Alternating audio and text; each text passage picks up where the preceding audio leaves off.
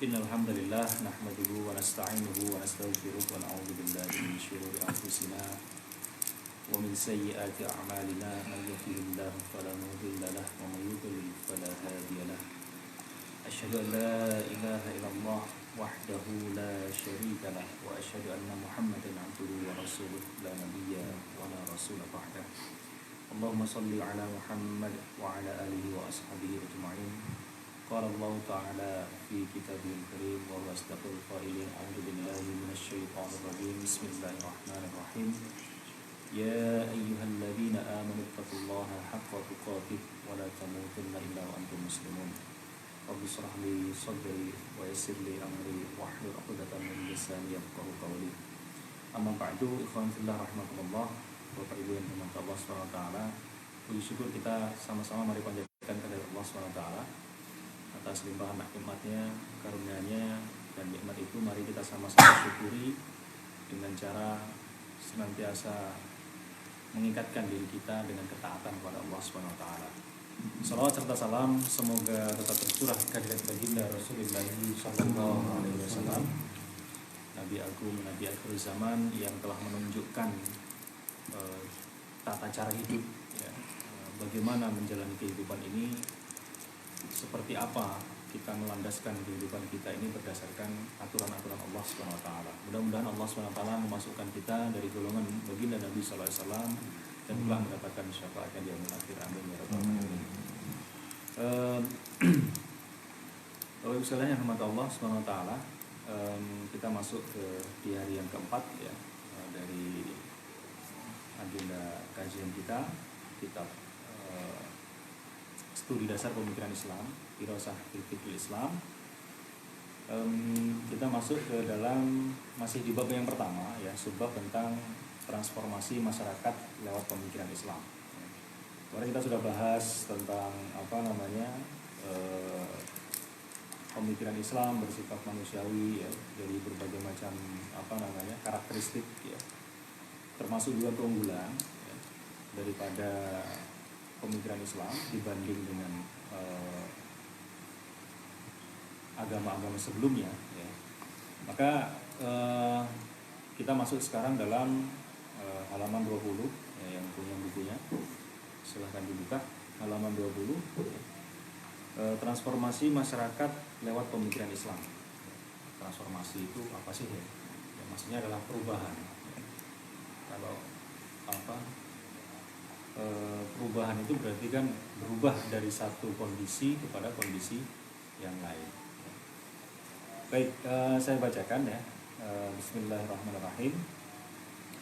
Pemikiran Islam telah mengubah bangsa Arab dari satu kondisi ke kondisi yang lebih baik dari sebelumnya. Pemikiran Islam juga telah melahirkan revolusi, ya, yang radikal di dalam kehidupan mereka secara keseluruhan, ya. Sebelumnya mereka menyembah patung-patung dengan anggapan bahwa hal itu dapat mendekatkan diri mereka kepada Allah. Kemudian mereka beralih pada penyembahan kepada Allah semata. Demikian pula sebelumnya, ikatan kesukuan atau ar-rabithah al-qabiliyah menjadi pengikat satu dengan yang lain. Kemudian ikatan itu berubah, yakni dengan menjadikan akidah Islam sebagai pengikat yang kokoh di antara mereka. Demikian juga sebelumnya, kepentingan pribadi dan suku menjadi tolak ukur dalam kehidupan mereka. Kemudian tolak ukur itu berubah, yakni dengan menjadikan hal haram sebagai satu-satunya tolak ukur bagi mereka. Pemikiran Islam telah memberikan sifat kepada mereka dengan sifat-sifat akhlak yang terpuji, seperti jujur dalam bertutur, menyambung silaturahmi, dan berbuat baik pada tetangga. Baik, dari paragraf ini, ya, ingin menggambarkan bahwa perubahan, ya, kalau tadi saya katakan perubahan dari kondisi A ke kondisi B, gitu, ya. Kondisi Arab pra-Islam itu kan istilahnya apa? Jahiliyah, ya. Asal katanya jahil, ya. Jahala, ya, ya. Jahil, ya. Jahil itu berarti apa? Ya, bukan secara terlek, gitu, ya.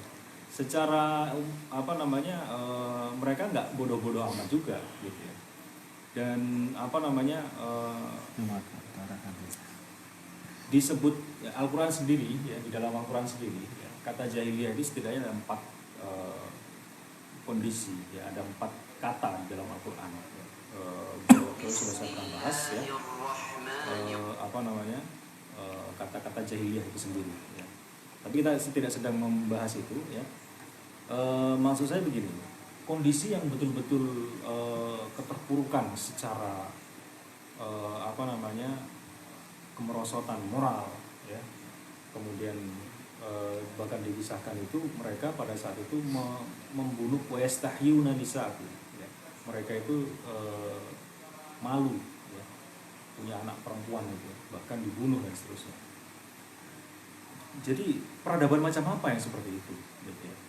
Mereka kemudian yang sebelumnya ya, menyembah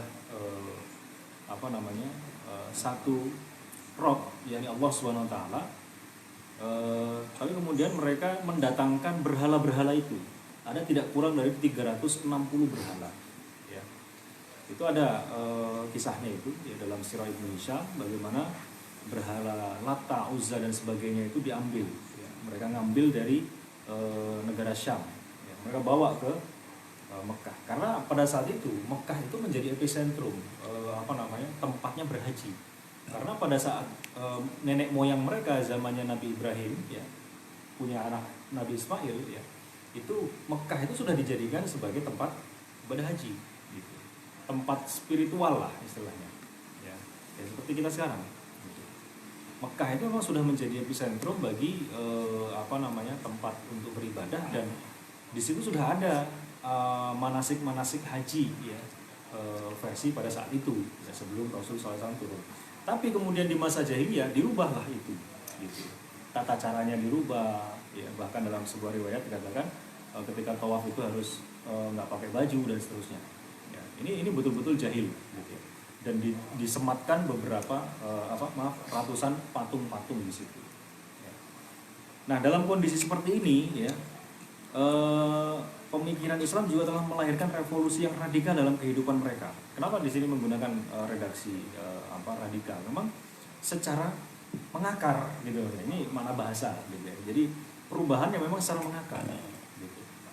Karena saya yakin ketika Islam tidak datang di Arab ya, mereka tidak akan mampu ya bertahan ya, menguasai jangankan 3/4 dunia, tapi Jazirah Arab nggak akan mampu. Serius. Coba telah mulai satu persatu dari Sirah Nabawiyah ya. Bagaimana Nabi dari masa ke masa ketika pasca hijrah itu bagaimana Nabi menghadapi dakwah yang kemudian dakwah itu tidak hanya sekedar dakwah bil lisan, tapi juga ada panggilan jihad, ada lagi aktivitas yang lain ya. Aktivitas politik, memberikan surat kepada negara-negara yang lain. Ini merupakan aktivitas yang yang bisa merubah mereka seperti itu adalah Islam gitu. Sebelum Islam mereka ada kepikiran untuk bisa meluaskan wilayah. Serius ya. Yang ada mereka berkutat antara suku-suku itu ya. Nah, di antara yang kemudian kalau kita bahas ya, di antara berbagai suku-suku besar di situ, misalnya suku Ghatafan ya, yang dikatakan itu jumlahnya itu hampir sama dengan penduduk Madinah ya. Itu kalau Islam nggak datang, artinya pemikiran Islam nggak sampai di Mekah ya, nggak turun kepada Rasul SAW, mereka nggak akan mampu ya menguasai ya, 3/4 dunia ya. Nah, ini saking luar biasanya pemikiran Islam gitu loh ya. Bukan hebatnya orang Arabnya, bukan, tapi risalah Islamnya gitu, yang memiliki visi yang sangat tinggi ya. Nah, itu nanti akan kita bahas nanti ya. Nah, kemudian ini yang kenapa dikatakan radikal, karena memang berubah betul-betul drastis dari akar-akarnya gitu ya. Ketika sahabat kemudian masuk Islam, perubahan itu drastis banget ya. Perubahan itu betul-betul terjadi sangat radikal gitu ya. Perubahan yang sangat mendasar, mengakar gitu. Sebelumnya mereka menyembah patung dengan anggapan hal itu dapat mendekatkan diri mereka kepada Allah. Orang Arab kalau ditanya siapa yang menciptakan langit dan bumi, ya, la yaqulanallah. Ya, mereka akan mengatakan Allah. Iya serius. Mereka percaya sama Allah, tapi ketika untuk beribadah kepada Allah mereka pakai wasilah, apa yang disebut dengan berhala-berhala itu, Lata, Uzza, Hubal, ya, Manat dan sebagainya. Itu. Nah, demi Allah. Iya, ketika mereka bersumpah, wallahi demi Allah gitu. Mereka yakin sama Allah, percaya sama Allah. Itu nanti yang disebut dalam kajian-kajian tauhid itu kan tauhid rububiyah gitu ya. Nah, istilah mereka seperti itu. Nah, kemudian beralih pada penyembahan kepada Allah semata. Demikian pula sebelumnya ikatan kesukuan. Ya, ini perlu saya jelaskan lebih detail. Ya. Jadi Ar-Rabithah Al-Qabiliyah ya, atau ikatan kesukuan. Ya, inilah yang kemudian mengikat mereka sebelumnya, sehingga ini menjadi alasan atau menjadi suspek tersangka yang utama bagi perpecahan antara suku Arab Quraisy, ya, sama-sama Quraisy ini nggak jauh-jauh gitu ya. Klan At-Taimi dengan klan Abdis Syam ya, dan beberapa macam itu bisa nggak akur gitu loh. Padahal satu suku. Jadi kebiasaan orang Arab tuh gini Pak.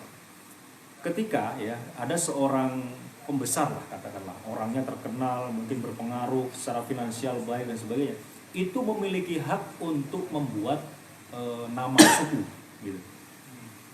Kemudian seperti itu sudah menjadi lumrah gitu ya.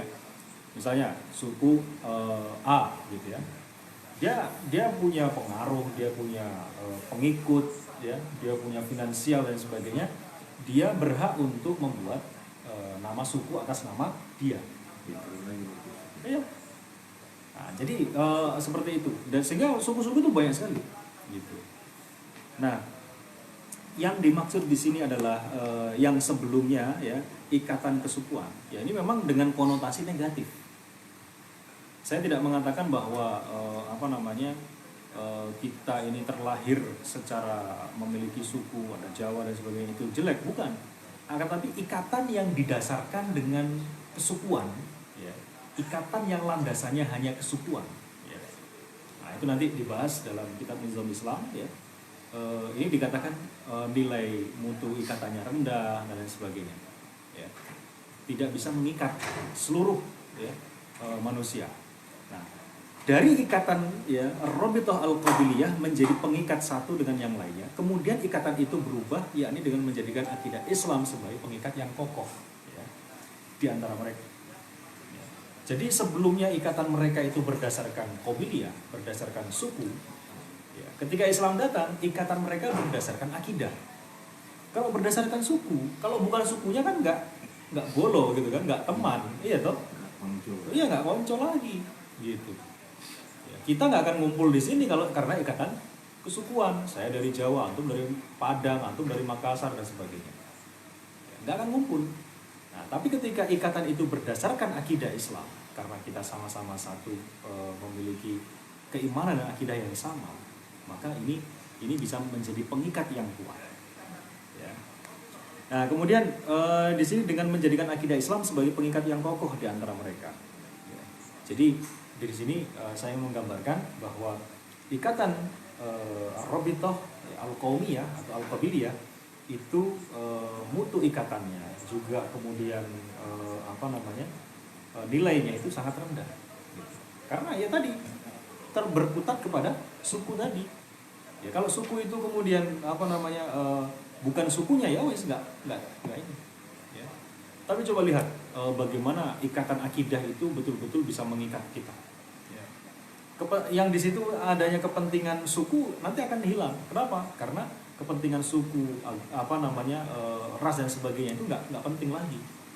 Coba lihat betapa heterogennya ya, sahabatnya Nabi SAW. Ada Bilal bin Rabah, ya, seorang budak Habasyi, ya, kulitnya hitam. Ya. Kemudian ada Suhaib Ar-Rumi, ya, yang dikisahkan ada beberapa versi. Ya. Ada yang mengatakan beliau memang orang Eropa, ya, karena dinisbatkan Ar-Rumi, ya, yang berbangsa Romawi, gitu ya, merantau ke Mekah dan menjadi kaya di situ. Tapi setelah masuk Islam, hijrah ke Madinah, ya, cuma pakaian yang dipakai, coba ya. Dan betapa majemuknya ya, ada Salman Al Farisi ya, meskipun beliau datangnya belakangan ya. Nah, ini ingin menunjukkan bahwa betapa heterogennya ya, Islam itu mau diterima oleh siapapun. Nah, nanti di sini setelah Islam itu menyebar ya, setelah Rasulullah SAW wafat itu kan seluruh jazirah Arab itu masuk ke dalam kekuasaan Madinah.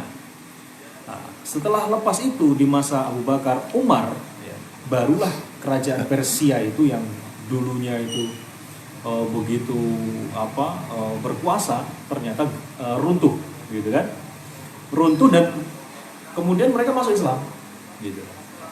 Nah dari situlah kemudian Islam ini bisa menaungi mereka semua gitu. Bisa menaungi mereka semua. Nah, kemudian demikian juga sebelumnya kepentingan pribadi dan suku menjadi tolak ukur dalam kehidupan mereka.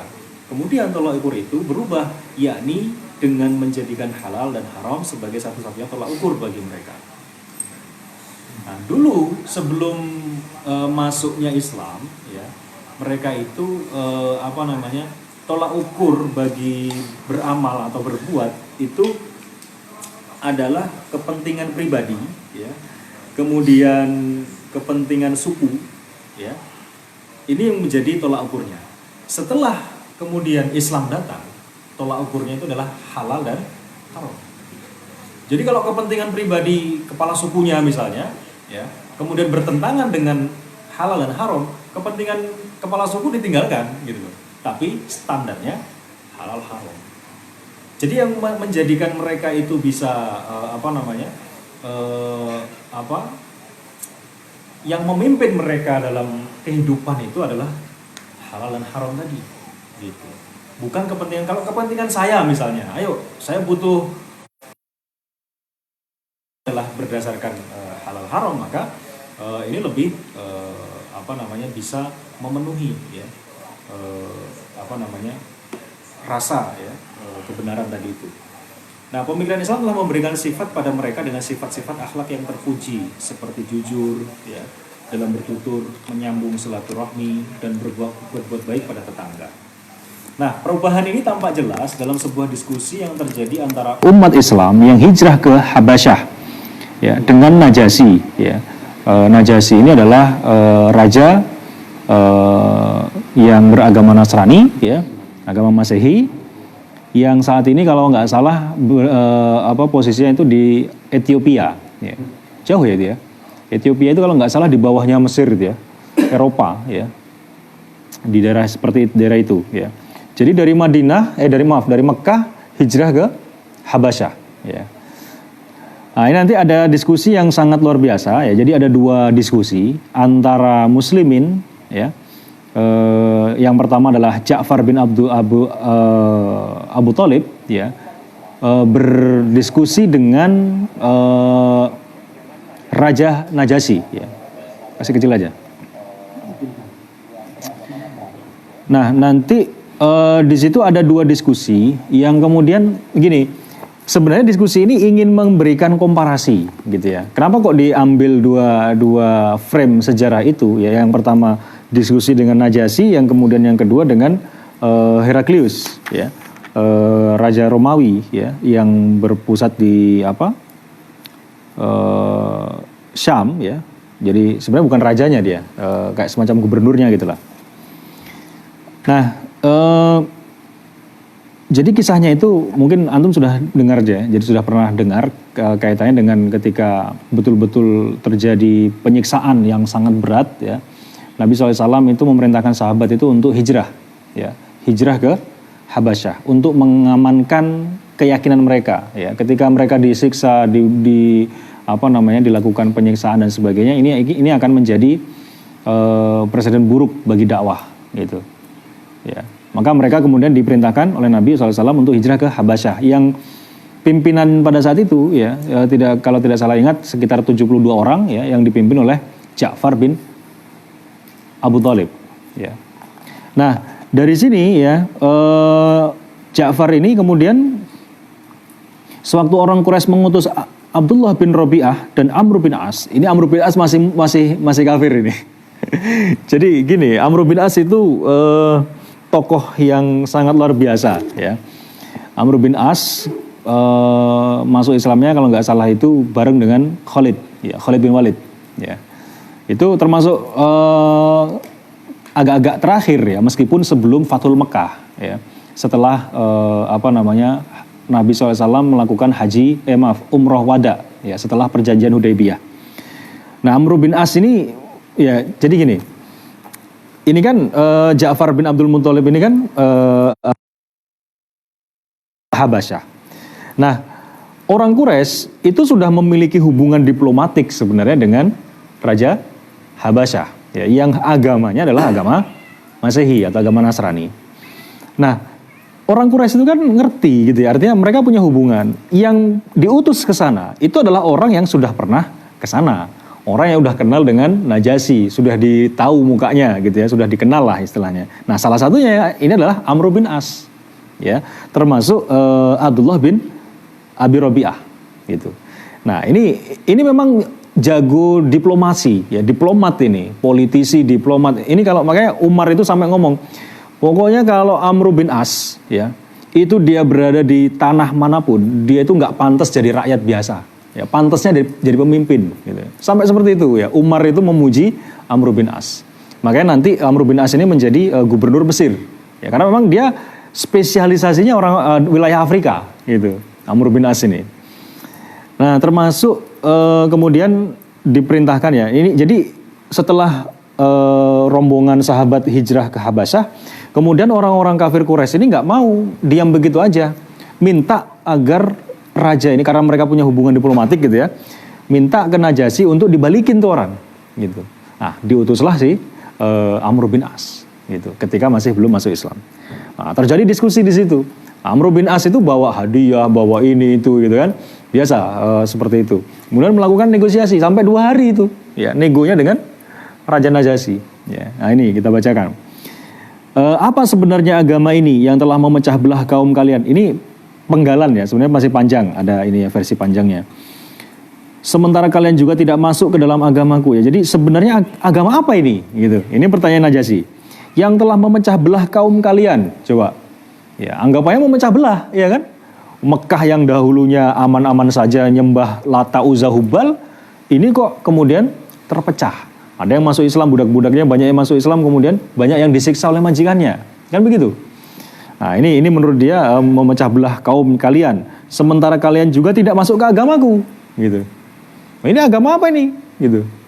Karena kalau dulu memang terkenalnya agama Samawi ya 2, kalau nggak Yahudi ya Nasrani. Ya, belum ada yang ketiga, gitu.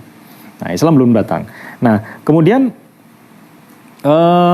salah satu, ya, masuk ke dalam agamaku atau salah satu agama di antara ajaran milah yang ada, gitu. Maka Ja'far bin Abi Thalib, ya, berkata, wahai paduka, ya, ini teknik diplomasi itu begitu, bahasanya jangan kasar, ya, bahasanya jangan spontan, tapi pakai bahasa-bahasa yang sesuaikan dengan kondisinya. Ya. Wahai paduka, dahulu kami adalah suatu kaum yang diliputi kebodohan atau jahiliyah, gitu. Dengan menyembah patung, memakan bangkai, ya, nggak tahu ini makan bangkai maksudnya makan apa ini? Melakukan perzinahan, naudzubillah, ya, memutuskan tali silaturahmi, berlaku buruk pada tetangga, yang kuat memakan yang lemah, ya, seperti sekarang gitu. Ya, seperti kapitalisme sekarang gitu. Begitulah keadaan kami dahulu, ya, hingga Allah menghadirkan di hadapan kami seorang Rasul dari kalangan kami sendiri yang kami kenal garis keturunannya, kejujurannya, amanahnya, ya kan, Nabi kan digelari sebagai Al-Amin, yang terpercaya, dan kesuciannya, iffahnya, ya. Ia datang menyeru kami untuk mengesahkan Allah, ya, mentauhidkan Allah, ya, dan menyembahnya. Lantas kami mencampakkan apa yang dahulu kami dan leluhur kami sembah selain Allah berupa bebatuhan dan berhala. Ya. Ini penjelasan Ja'far bin Abi Thalib. Kemudian, ya,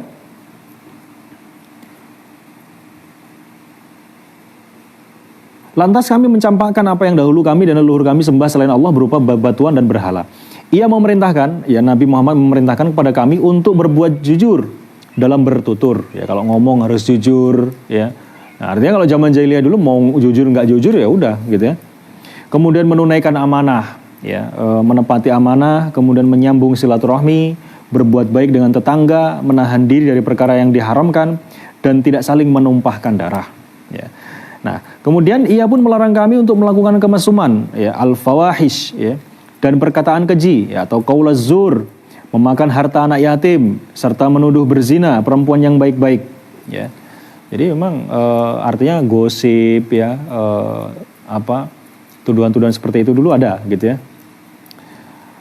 Kemudian serta menuduh, dia pun memerintahkan kami untuk semata-mata menyembah Allah dengan tidak menyekutukannya dengan suatu apapun, menjalankan sholat, saum, zakat, ya. Kemudian dalam sebuah riwayat menyebutkan hingga mencapai bilangan perkara yang diperintahkan Islam. Lalu kami membenarkan dan mengimani beliau serta mengikuti apa yang beliau bawa dari Allah. Dengan begitu kami hanya menyembah Allah saja, tidak menyekutukannya dengan suatu apapun.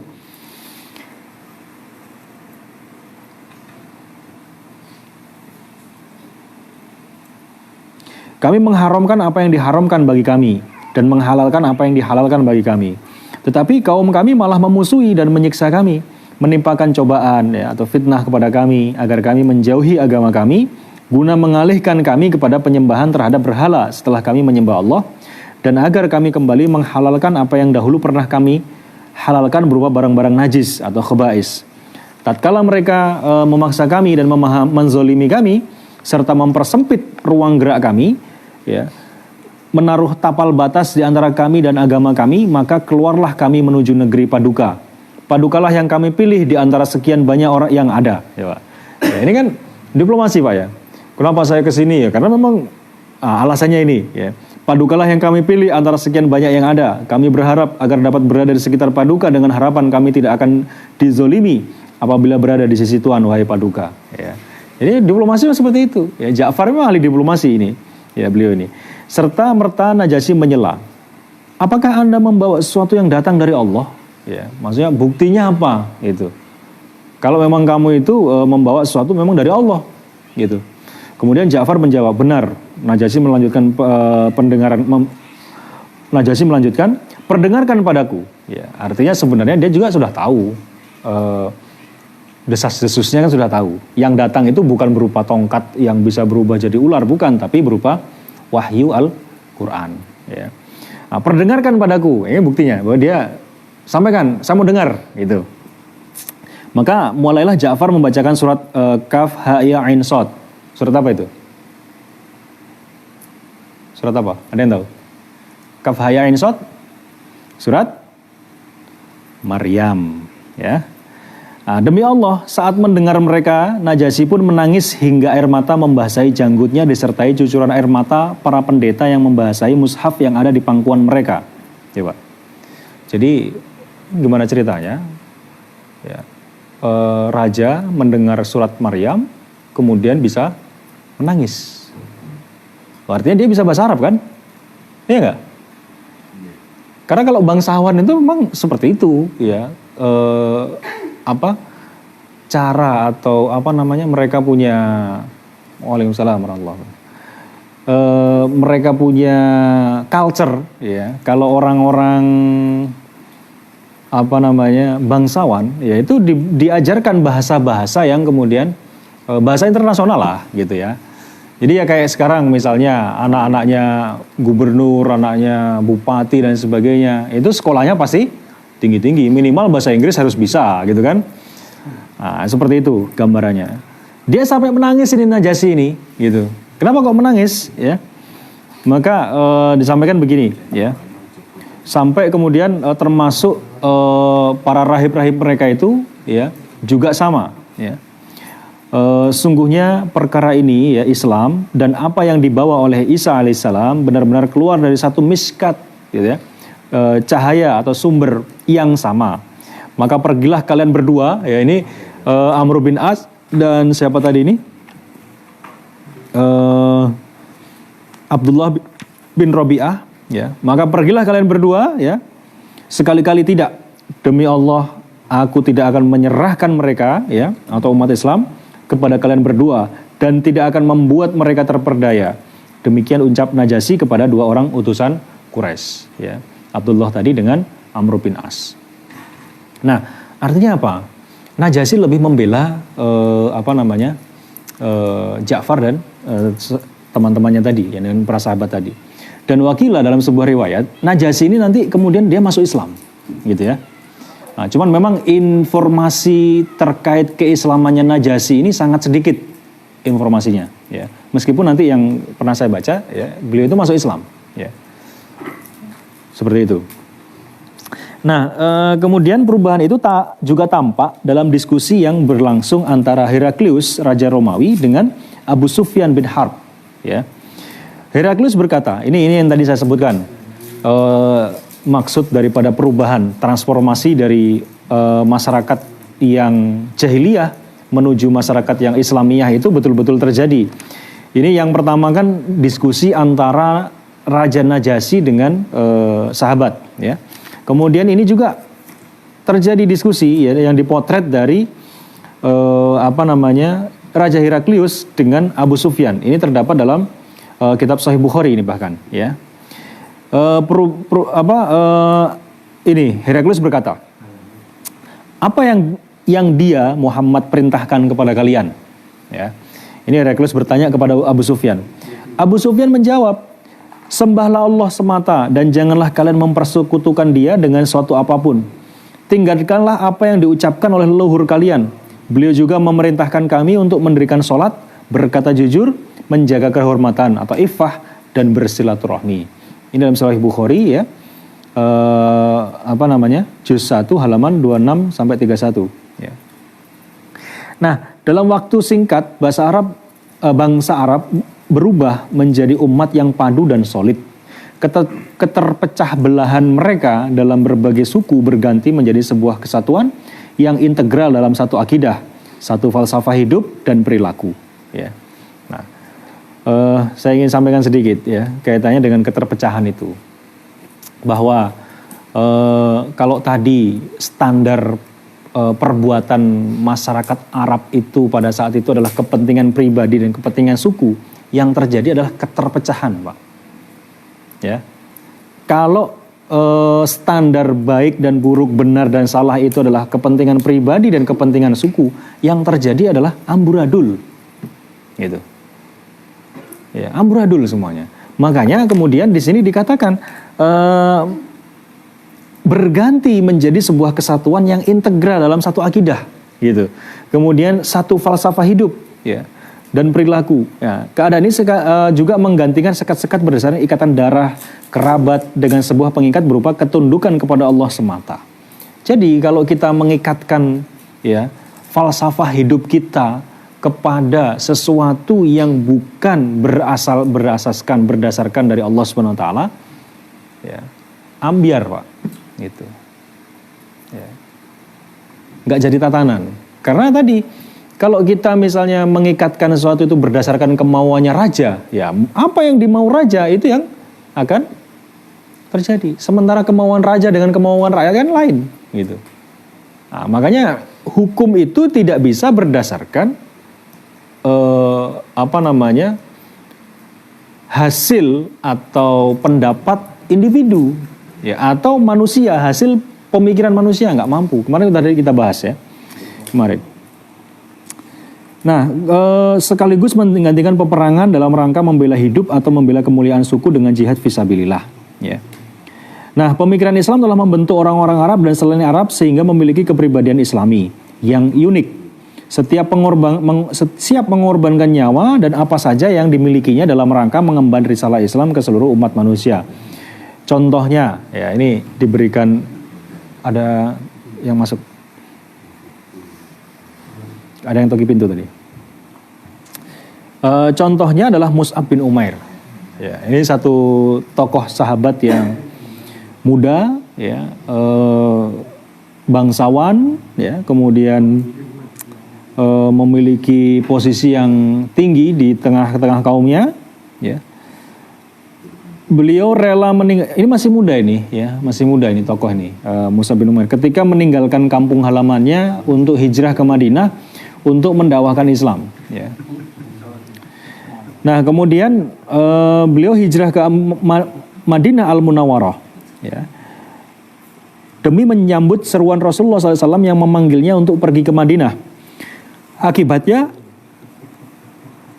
ia terbebani kehidupan yang sempit dan terasing di sana.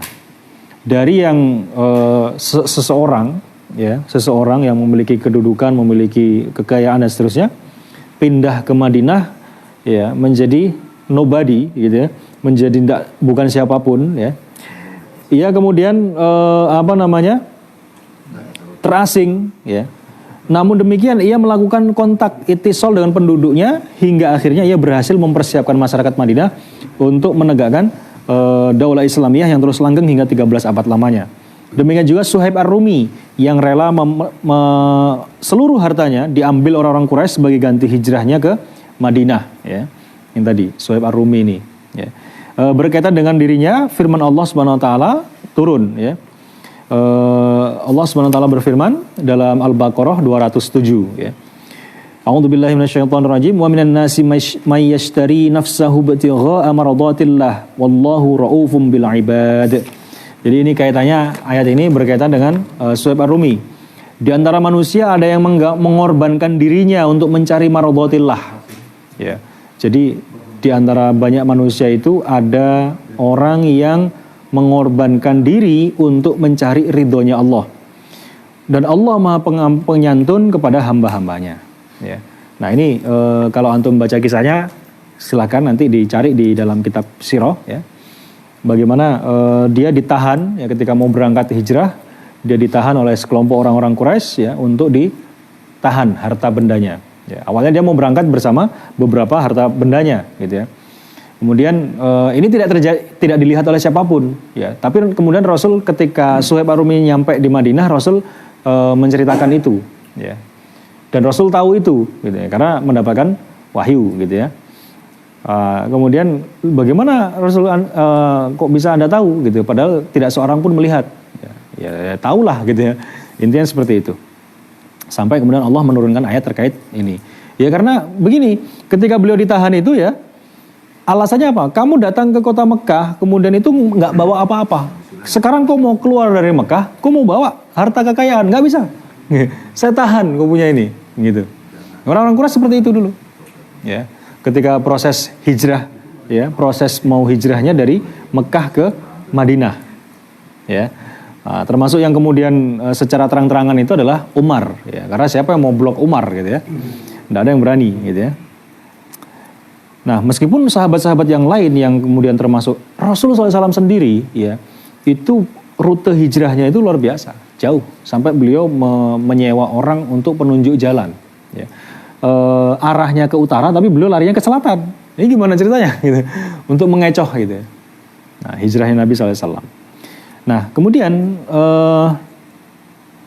Islam telah mengubah bangsa Arab ke dalam kehidupan yang baru, ya, kehidupan baru yang teratur. Sebuah kehidupan baru yang memiliki ciri khas dalam kehidupannya. Islam juga mengubah bangsa-bangsa yang telah masuk ke dalam naungan panji Islam. Mereka merasakan kehidupan yang sama. Islam juga mewarnainya dengan corak Islam, ya, atau sibghatul Islam.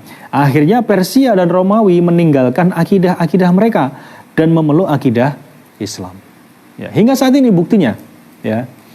Kalau Irak itu dulu dia punya nenek moyangnya itu adalah Babilonia yang pada saat itu menguasai dunia, gitu ya. Nah, sekarang Irak dan Iran itu masuk dari sejak Umar menaklukkan Persia itu, runtuh kan itu kerajaan Persia, habis, gitu. Nah, itu kaitannya nanti dengan doanya Nabi, gitu ya. Ketika Nabi memberikan surat, ya, kepada raja-raja pada saat itu, ya, tanggapan dari Persia ini betul-betul tidak mengenakkan, gitu. Dia merobek-robek itu, belum dibaca udah dirobek, gitu ya, surat dari Nabi SAW. Ya, maka Nabi mendoakan semoga Allah merobek-robek kerajaannya. Betul, nggak lama setelah itu Nabi wafat, ganti Abu Bakar 2 tahun, diganti sama Umar, nggak lama kemudian ditaklukkan itu, habis robek gitu, ya. Betul-betul habis, ya. Nah, mereka masuk Islam, ya, meninggalkan akidah-akidah mereka, ya. Kemudian memeluk akidah Islam. Mereka menyatu ke dalam pemikiran dan kebudayaan, ya, Islam, serta turut mengemban dakwah Islam. Pada gilirannya seluruh bangsa melebur dalam pangkuan Islam. Mereka menjadi umat yang satu kesatuan dalam pemikiran, perasaan, dan sistem. Tak ada perbedaan antara orang Arab ataupun non-Arab atau ajam. Tak ada keutamaan orang antara satu dengan lainnya kecuali atas dasar ketakwaannya. Ini sudah sangat masyhur dalam Al-Quran. Nah, saya ingin memberikan contoh. Apa contoh realnya? Ya, Islam itu bisa menyatukan, ya, bisa menjadikan mereka itu satu dalam pemikiran Islam, satu dalam aturan, perasaan dan hukum. Ya, saya ingin memberikan bukti bahwa Islam itu mampu menjadi satu-satunya pengikat antara berbagai macam multi etnis, gitu. Kalau Irak itu kan Caucasian, ya, rasnya. Kalau Arab ini kan ya Arab, gitu ya. Maksud saya begini, bukti nyata itu adalah contoh misalnya Imam Bukhari, ya. Imam Bukhari itu kan orang Bukhara. Bukhara itu daerah mana ini? Uzbekistan, ya, Tajikistan dan lain sebagainya. Tapi ternyata beliau menjadi imam hadis yang sangat dihormati, ya, oleh umat Islam. Ya, bahkan dikatakan kitabnya itu kitab sahih kedua setelah Al-Quran, gitu. Dia orang Arab bukan? Bukan orang Arab. Imam Muslim As-Samarqandi, ya, itu juga di daerah situ, nggak jauh dari situ. Beliau orang Arab bukan? Bukan orang Arab. Bahkan penemu salah satu tokoh, ya, nahwu, ya, ulama-ulama nahwu, ya, salah satunya adalah Imam Sibawih, ya. Imam Sibawih ini ternyata beliau bukan orang Arab sama sekali, tapi orang Irak, ya. Ini gimana ceritanya? Yang mengkonsep gramatikal bahasa Arab itu bukan orang Arab, gitu. Artinya apa? Betul-betul bahasa Arab dan sakofa Islam itu udah melebur betul ketika menyebar ke seluruh penjuru dunia, gitu loh. Nah, pertanyaan saya sekarang, ideologi atau konsep atau sistem atau agama apa yang bisa seperti itu? Ketika mereka masuk Islam, ya udah menyatu itu, gitu. Nah, sementara, ya, dalam kondisi saat ini, ya, meskipun dengan kondisi muslimin yang begitu jumlahnya sangat besar, ya, akan tapi kesatuan itu nggak terwujud, gitu. Iya, betul, banyak mahasiswa-mahasiswa Indonesia yang kemudian sekolah di Madinah, sekolah di Mesir dan sebagainya, bahkan kemudian menjadi ulama dan seterusnya. Dulu dari Padang, ya, ada ulama yang kemudian menjadi imam di Masjidil Haram, ada, ya, Syekh Nawawi Al-Bantani, orang Banten, ya, yang kemudian juga belajar di Mekah dan Madinah, juga menjadi sangat terhormat di sana dan seterusnya. Banyak sekali, gitu. Nah, ini faktor apa yang membuat mereka seperti itu? Ya. Ya, tidak ada lain adalah karena memang Islam itu bisa menyatukan mereka. Ya, mau suku apa, mau suku ini dan seterusnya. Nah, ini yang ingin saya sampaikan. Pada giliran seluruh bangsa melebur, ya, dalam kesatuan, ya. Baik itu Arab, ya, ataupun non Arab atau ajam. Jadi kalau orang Arab namanya ya Arab, tapi kalau ajam, istilah dalam Arab itu adalah orang selain Arab itu disebut dengan ajam. Ya, kayak kita Indonesia ini ajam, ya, bukan Arab, ya.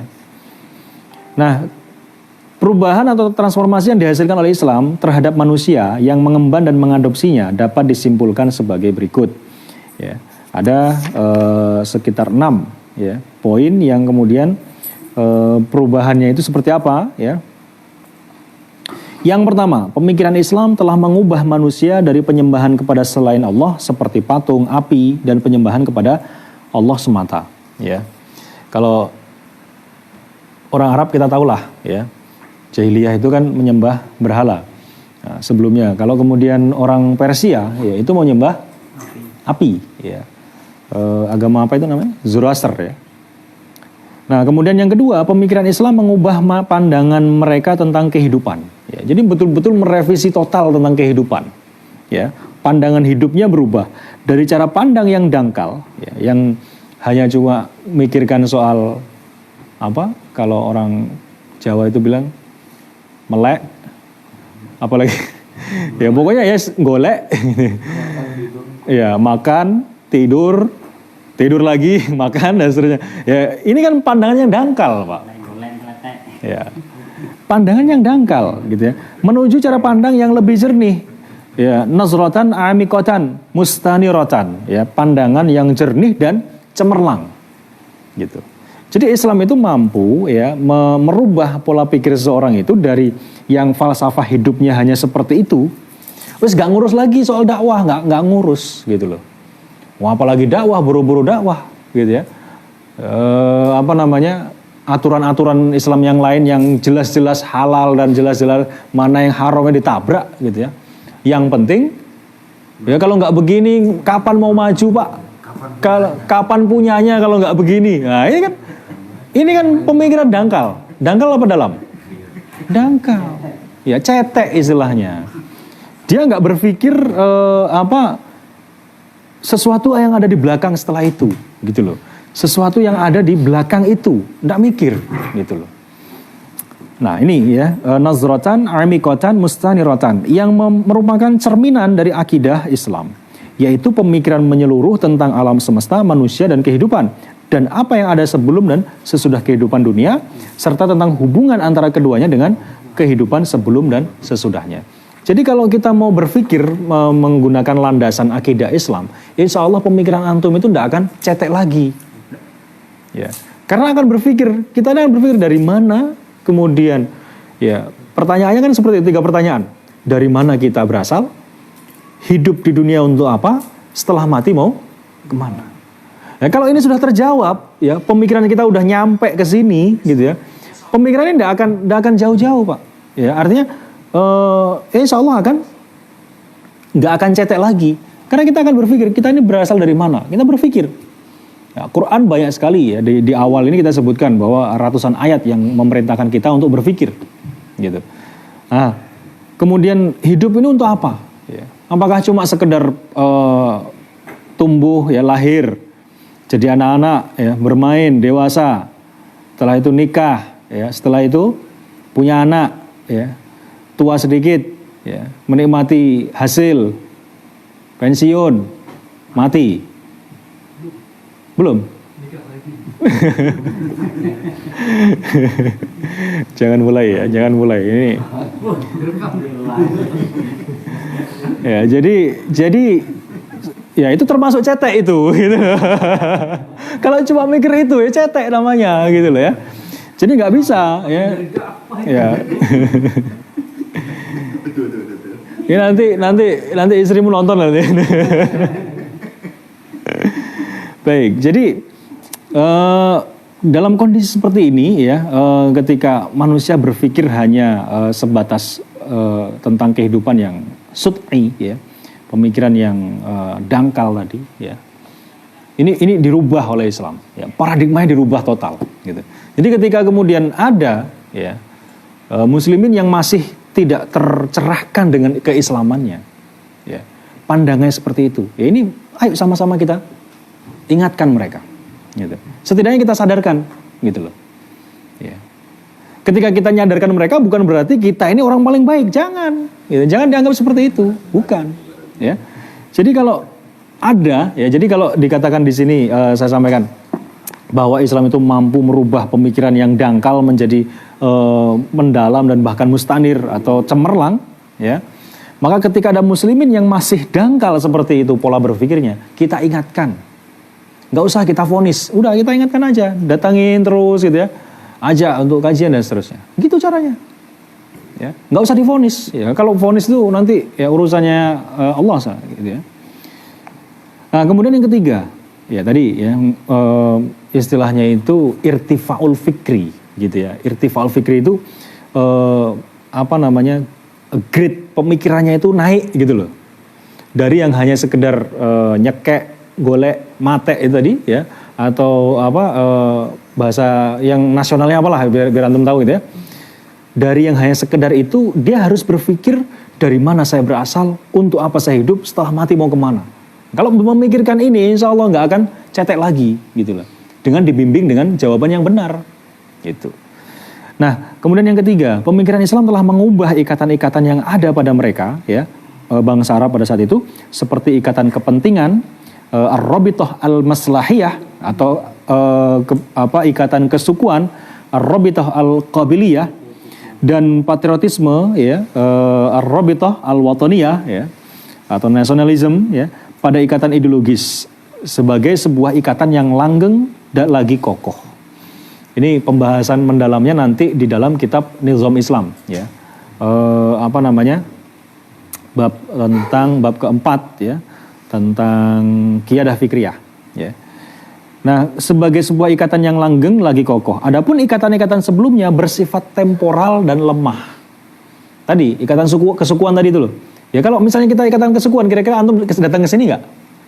Kita kajian seperti ini, live seperti ini, ya harus ada yang mengorbankan tempat, waktu, bahkan ngeluarin biaya untuk ini dan sebagainya. Kira-kira kalau ikatannya hanya karena kesukuan, ini terjadi nggak ini kajian?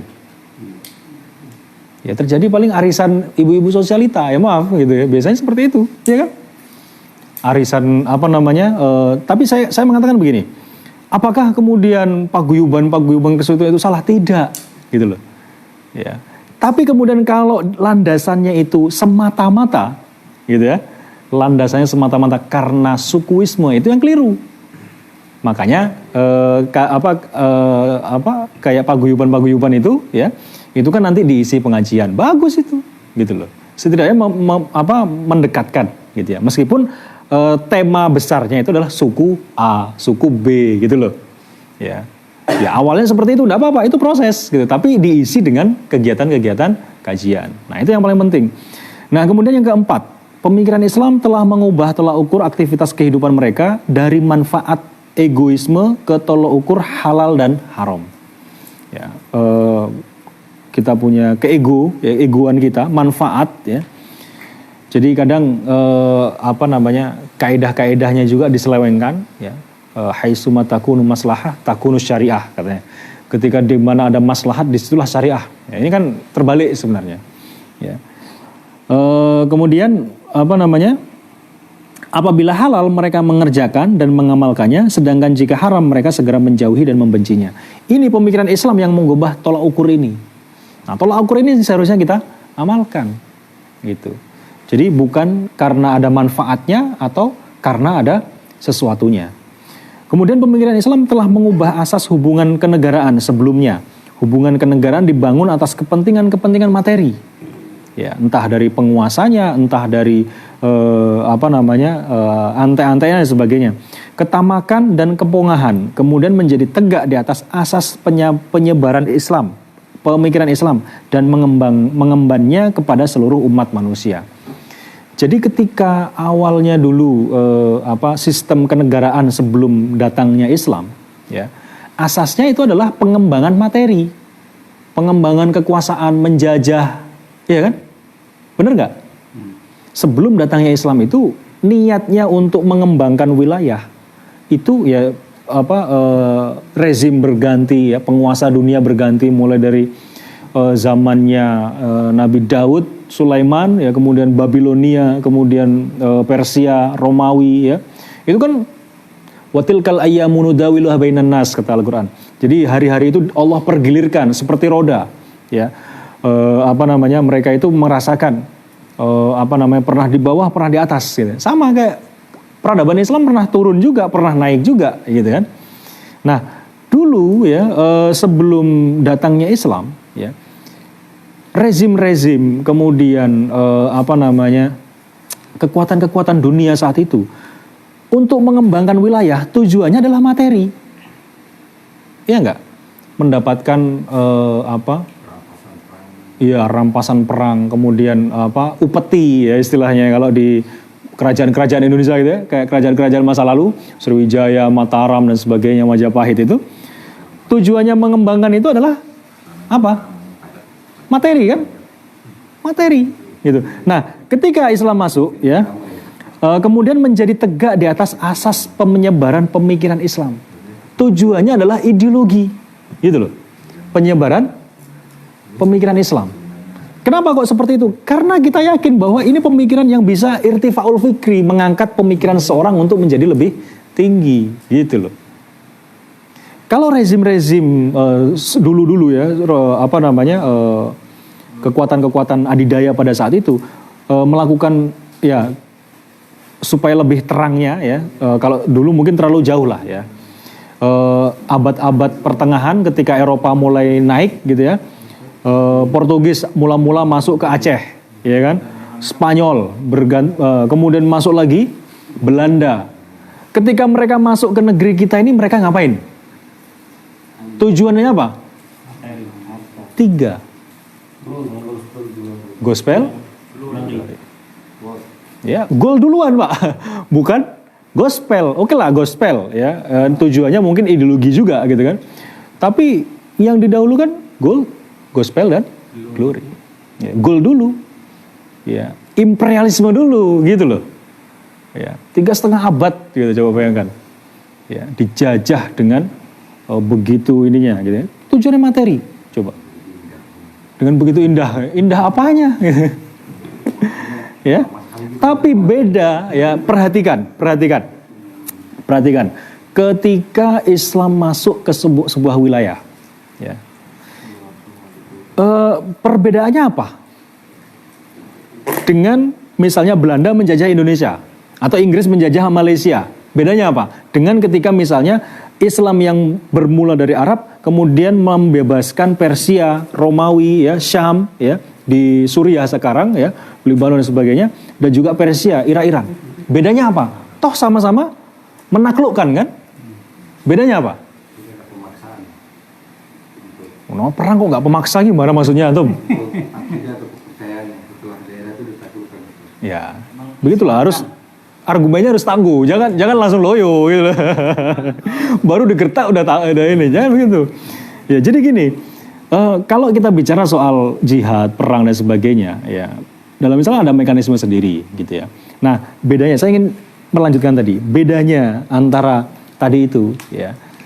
Di dalam Islam ketika menaklukkan sebuah wilayah, itu enggak, pertimbangannya bukan materi saja. Iya, itu menjadi pertimbangan tapi nomor 27 gitu loh. Tujuannya adalah ini, ya. Asasnya adalah penyebaran pemikiran Islam, menyebarkan risalah Islam, rahmatan lil alamin. Itu. Tapi coba ketika lihat kerajaan Belanda masuk ke Jayakarta, sebelumnya namanya Batavia. Wah. Tujuannya apa? Yang ada kerja rodi, ya. Iya. Kemudian monopoli rempah-rempah, ya kan? Monopoli wilayah dan seterusnya, ya, melalui VOC-nya itu, ya kan? Ya, masih ingat kan pelajaran sejarah ya, meskipun tidak tahu sejarah versi siapa. Jadi sepanjang ketika Muslimin masuk ke, katakanlah tadi ya, dari Arab ke Persia ini, mereka ini orang yang kemudian ditaklukkan dengan orang yang menaklukkan itu melembur, Pak. Jadi satu. Bahkan orang yang ditaklukkan ini bisa mengarang kitab namanya Sahih Bukhari gitu loh. Ya kan? Coba saya mau tanya sekarang. Ketika Belanda menjajah ya Nusantara ini gitu ya. Berapa orang Indonesia yang kemudian mengarang kitab bahasa Belanda? Ada yang tahu di sini? Rahmatan lil alamin, untuk kebaikan mereka sendiri, supaya pemikirannya nggak cuma nyekek mate ya, golek mate, nggak seperti itu saja, gitu. Nah, sehingga perbedaannya seperti itu. Nah, kemudian pemikiran Islam yang terakhir, yang keenam, telah mengubah persepsi tentang kebahagiaan pada diri umat. Sebelumnya kebahagiaan tercermin dalam pemenuhan setiap syahwat dan segala bentuk kenikmatan dunia. Ya, setelah itu persepsi kebahagiaan beralih kepada mencari ridhonya Allah. Tadi, dari mana kita berasal? Ya, di dunia untuk apa? Setelah mati mau kemana? Jawabannya kan simpel. Dari mana kita berasal? Kalau kita Muslim berarti dari Allah. Hidup di dunia untuk apa? Coba. Beribadah. Ya, beribadah. Ya, tujuan utamanya beribadah apa? Mencari ridho Allah. Ya, goyatul goyah itu tujuan dari tujuan. Ya, jadi kalau tujuannya adalah ridhonya Allah, ya maka semua yang nggak diridhoi Allah kita nggak akan lakukan. Ketika kita misalnya kembali ke rumah masing-masing, kemudian beberapa hari kemudian, ya kita ada melakukan aktivitas muamalah, Kita ingat lagi nih, yang pertanyaan kedua. Kita mau melakukan deal-deal misalnya dengan cara yang curang misalnya. Kita ingat lagi, iya ya, saya hidup ini untuk cari ridhonya Allah. Kira-kira kalau begini, Allah ridho nggak? Nah, kan begitu. Kan simple kan untuk mengingatkan diri kita kan. Nah, kalau kita misalnya melakukan kecurangan, melakukan kemaksiatan dan seterusnya, ingat itu. Kira-kira Allah ridho nggak ini ya? Gitu. Kira-kira kalau saya melakukan ini, Allah ridho nggak? Nah, itu namanya. Ya, ketika sudah mampu menjawab itu dan ini menjadi junnah, menjadi benteng bagi kita, ya, itulah insya Allah mulai ya, dari pemikiran kita yang dangkal menjadi mulai mendalam dan kemudian menjadi cemerlang. Ya. Nah, termasuk nanti menjawab yang ketiga, setelah mati kita mau kemana? Ya, kita kembali kepada Allah. Ada akhirat, ada yaumil akhir, ada hisab, ya, ada padang mahsyar dan seterusnya. Nah ini, ya. Setelah itu persepsi kebahagiaan beralih kepada mencari ridho Allah. Akhirnya mereka tidak takut akan kematian. Ya nanti cabangnya seperti itu nanti. Ya. Mau mati di mana toh mati. Gitu. Yang penting nggak apa-apa lah saya mati dalam kondisi apapun. Yang penting Allah ridho dengan kematian saya. Kan gitu. Tadi jawabannya kita kan untuk apa hidup di dunia? Nyari keridhoannya Allah.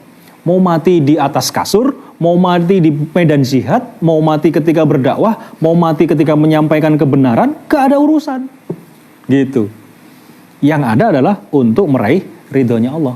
Makanya dalam doa iftitah itu, innas sholati wa nusuki wa mahyaya. Innas sholati, sholatku, wa nusuki dan ibadah-ibadahku, wa mahyaya, hidupku, wa mamati dan matiku, lillahi rabbil alamin. Itu maksudnya. Kita mau sholat itu maksudnya seperti itu, gitu, ya, untuk meraih keridhoannya Allah, gitu ya.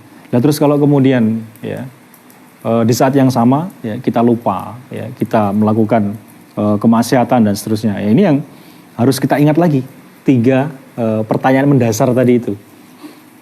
Dari mana, untuk apa, dan akan kemana. Nah, akhirnya mereka tidak takut kematian, berharap syahid di jalan Allah, bahkan menjadi berharap untuk mati syahid. Saya lupa dalam tafsir Ibnu Katsir surat apa saya lupa ya. Bahkan di situ disebutkan sebuah asar kalau nggak hadis gitu ya, saya lupa sekali. Di situ dikatakan ketika seorang mukmin, seorang muslim yang mukmin yang kemudian dia tidak memiliki niat untuk mati syahid, maka dalam hatinya itu ada benih-benih nifak. Benih-benih nifak, kemunafikan dalam hatinya. Ya. Nah itu, hati-hati.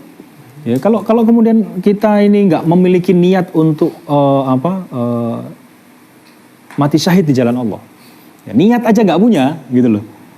Karena kan kalau kita kembali lagi, kalau kita ini nyari ridhonya Allah, ya, kalau mati syahid itu kan mati yang luar biasa, Pak. Mati yang kemudian tidak masuk surga tanpa hisab, kecuali utang.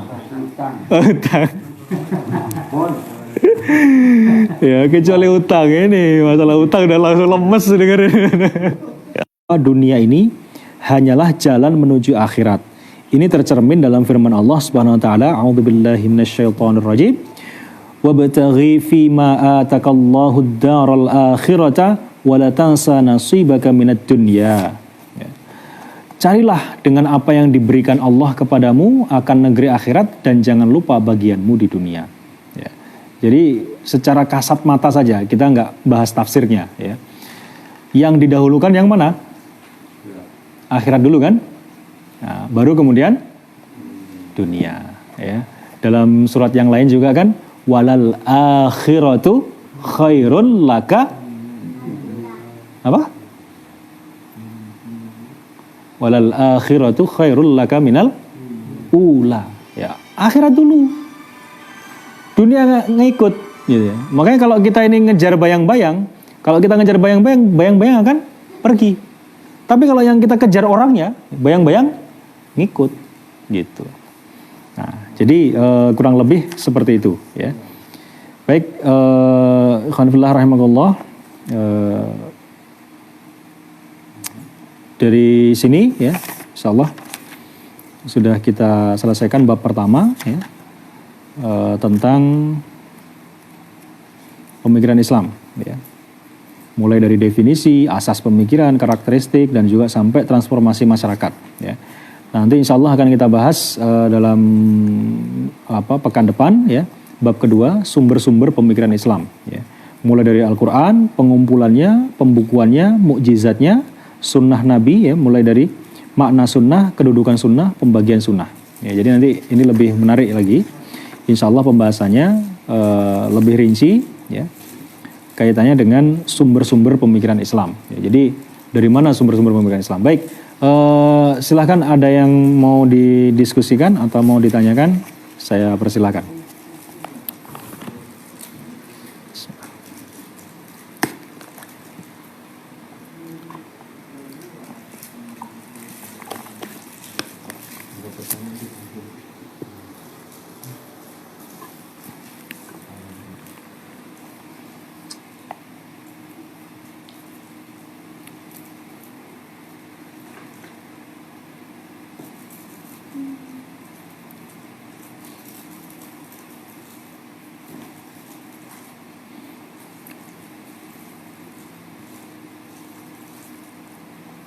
Silakan.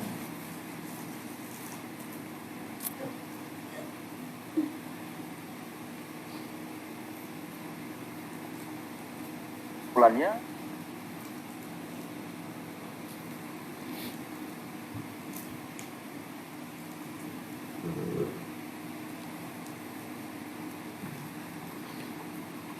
Ya. Iya. Ada? Masih jam 9:30.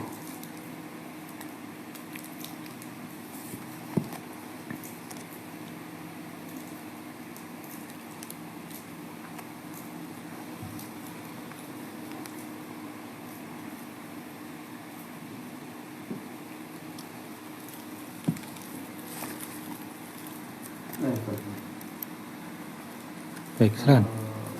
Ini tadi dikatakan ikatan yang kuat itu ya ikatan akidah Islam. Dan yang dalam ikatan dalam akidah Islam itu yang bisa menjadikan dia terikat kuat, menjadi ikatan yang kuat itu seperti apa, Ustaz?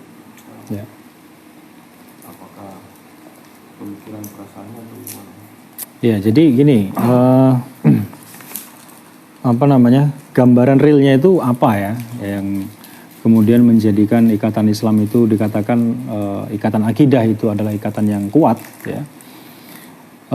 Jadi gini, ketika dikatakan bahwa kita ini terikat secara akidah, ya, artinya segala aktivitas, ya, kegiatan yang kita lakukan itu tidak akan terlepas daripada koridor akidah, gitu, akidah Islam. Nah, akidah Islam itu apa? Melahirkan konsekuensi apa? Ya, hukum syara, ya, hukum syara, hukum syariah, gitu. Nah, artinya apa? Kalau kita kemudian mengatakan bahwa kita ini terikat dengan aturan Islam dan sebagainya, berarti kita memang mengikatkan diri dengan aturan-aturan itu, gitu. Yang mana aturan itu adalah aturan Sang Pencipta, gitu.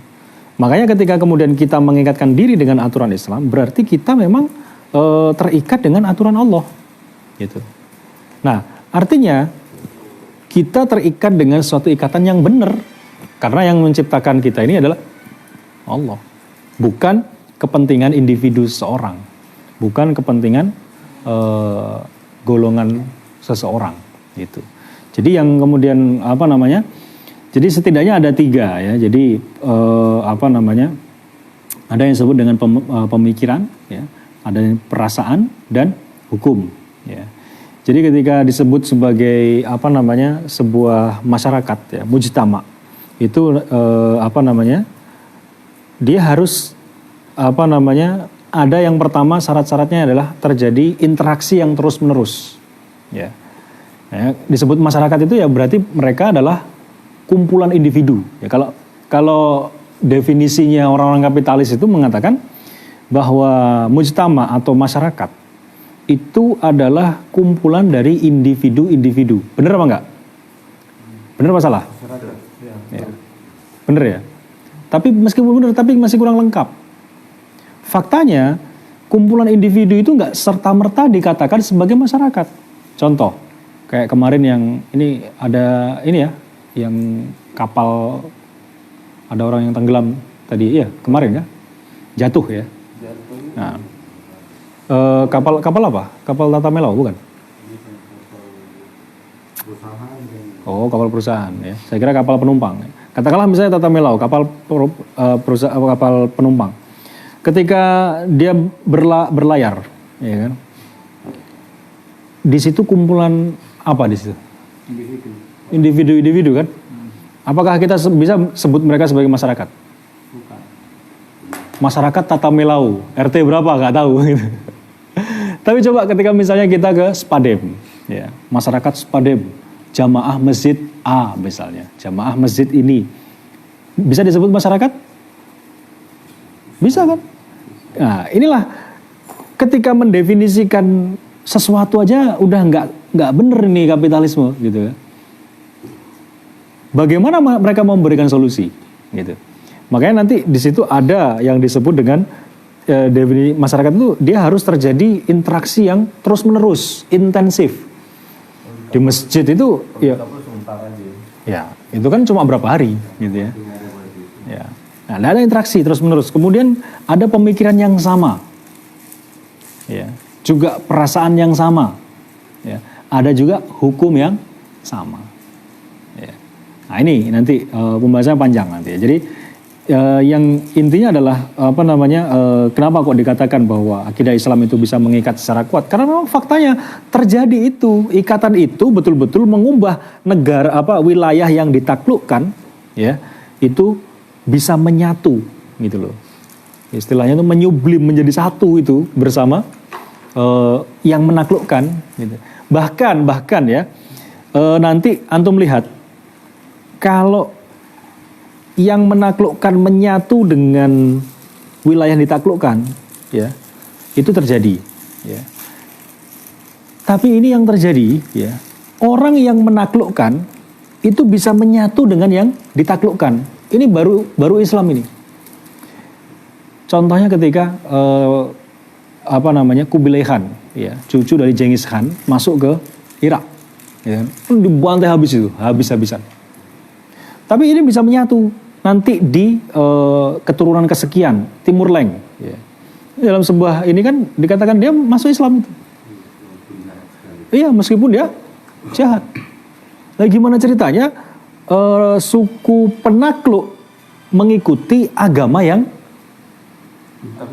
ditaklukkan? Ini baru Islam itu. Yang ada biasanya yang ditaklukkan ngikutin penakluk, gitu. Jadi Islam luar biasa, Pak. Ya. Ikatan itu yang kemudian menjadi ikatan yang belum pernah ada sebelumnya. Ya. Menjadikan orang Arab yang disebut itu dalam sebuah riwayat dikatakan masih bau kotoran unta, gitu ya, bisa menaklukkan 3/4 dunia. Ya. Bahkan benteng Konstantinopel yang ratusan tahun, bahkan ribuan tahun konon belum pernah dijebol, ya, itu kemudian ditaklukkan, gitu. Oleh siapa? Orang yang sudah masuk ke dalam sendi-sendinya itu akidah Islam. Ya. Seandainya itu pemikiran kesukuan, tidak akan bisa itu. Seandainya Muhammad Al-Fatih itu tidak, katakanlah bukan Muslim dengan akidah dan Islam yang benar, tidak akan bisa itu menaklukkan itu. Bayangkan Muhammad Al-Fatih itu, ya, 12 tahun itu sudah naik tahta, ya. Sama bapaknya itu disuruh untuk naik tahta. Tapi kemudian 2 tahun berikutnya kemudian dia turun lagi, gitu ya. Ketika ditanya, ya ini kisahnya lucu. Ketika ditanya, apa program kerjamu untuk jadi sultan? Apa yang dia jawab? Menaklukkan Konstantinopel. 12 tahun, Pak. Ini program kerja, ini perkara teknis gitu ya. Tapi jawabannya salah gitu ya. Nah, cuman visi misinya ini yang luar biasa gitu ya. 12 tahun sudah pemikirannya seperti itu. Ya. Umur 12 tahun anak-anak kita ini bisa apa? Ya. penanaman visinya itu yang tidak seperti itu. Ya. Nah makanya keterikatan atau ikatan akidah ini memang bukan main-main. Ya. Jadi ketika ikatan-ikatan yang lain adalah temporal dan lemah sifatnya, maka alternatif, ya bukan alternatif, pilihan terakhir ya itu adalah ikatan akidah. Ya. Yang semoga ikatan akidah ini menjadikan muslimin ini merasa seperti satu tubuh, ya sebagaimana sabda Nabi. Ya, kita ini seperti bangunan yang satu. Ya. Ketika kalau satu tubuh ya berarti kalau kaki sakit ya semua tubuh merasa sakit. Ya. Apalagi kalau gigi sakit, ya, semuanya sakit, meriang Pak. Itu. Wallahu a'lam bishawab. Baik, demikian ya teman-teman sekalian yang dirahmati Allah Subhanahu wa taala. Sudah waktunya. Mudah-mudahan dari sini kajian kita di bab pertama ini sudah rampung. Insya Allah akan kita lanjutkan di pekan ke depan di bab kedua ya, yakni tentang sumber-sumber pemikiran Islam. Dari saya, apabila ada kekurangnya saya mohon maaf. Ya, kebenaran datang dari Allah, kesalahan itu dari kebodohan saya pribadi. Mari kita tutup dengan bacaan hamdalah dan doa kafaratul majlis. Alhamdulillahirabbil alamin. Subhanakallahumma wa bihamdika asyhadu an la ilaha illa anta astaghfiruka wa atubu ilaik. Wallahu a'lam bishawab. Assalamualaikum warahmatullahi wabarakatuh. Waalaikumsalam.